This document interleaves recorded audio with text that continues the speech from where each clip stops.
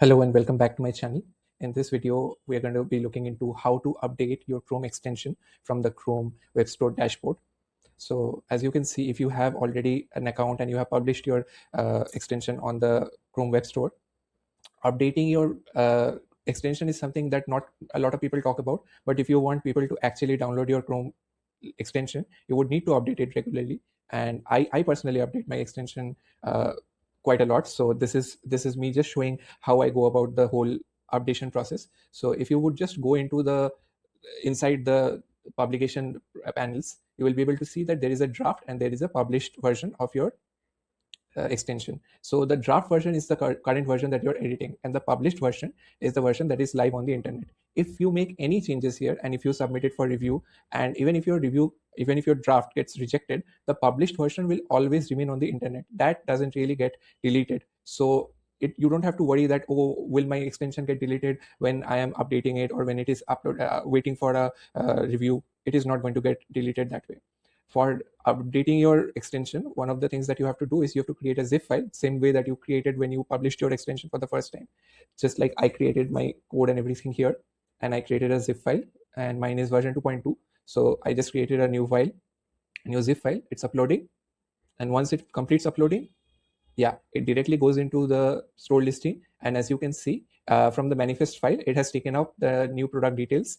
And yeah, the first thing you do is save draft, because yeah, that is just something I've always been, I get scared. So if I would just show you the published draft, and you will be able to see that there is a difference in the name. The published draft has a colon in the name, and the new version, it doesn't have that colon.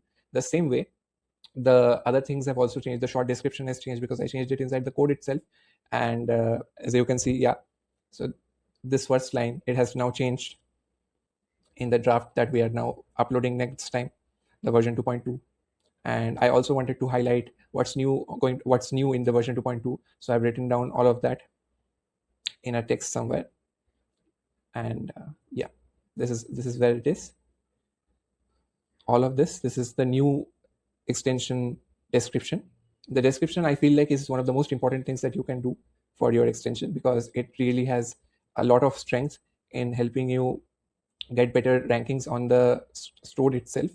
And as you can see, the formatting is gibberish. So I'll just fix that, and let's take a quick cut here. And once we are back, you'll be able to see all of this has been fixed, and it looks presentable and as polished as you would like to see on a professional reader mode extension Chrome listing. So there you have it. The updates are done, and the extension description looks appropriate now. And I just like to go through the privacy. If there is anything that you have changed in your code, this is something that you would have to update the answers you have to these specific questions. Then I like to go into the distribution, and if there is any changes on this part, I do it again. There are none for me at the moment. And as I can see, the version in the draft has updated properly. It has the correct permissions, the same as the previous version, because I haven't not changed any permissions on the code. And before I submitting, I like to preview it once. Yeah, the preview looks good, and that's it. You're ready to submit for review. And once that's done, you will get this message. And as you know, once the review is complete, you will receive an email that the new version is now live. I hope you learned something. Thanks for watching.